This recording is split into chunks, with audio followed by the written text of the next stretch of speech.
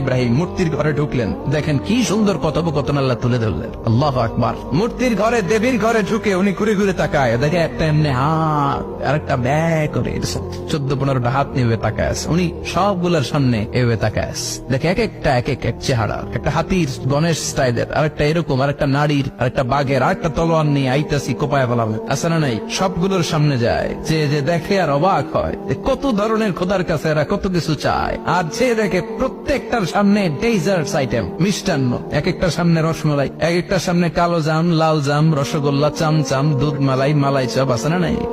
জিব্বায় পানি চলে আসছে নাকি? তো সাইয়েদনা ইব্রাহিম অবাক, কিরে এত মূর্তি, এত ডিজাইন, এত ভাবে এরা অঙ্গভঙ্গি করে আছে, এত খাবার দেয়া, খায় না কেন? সাইয়েদনা ইব্রাহিম ভাবলেন মনে হয় নাগাল পাই না, আমি একটু তুল্লা ধরি। উনি রসমলাইয়ের বাটিটা নিয়ে যেটা হা করে আছে ওইটার সামনে যায়, কয় খা।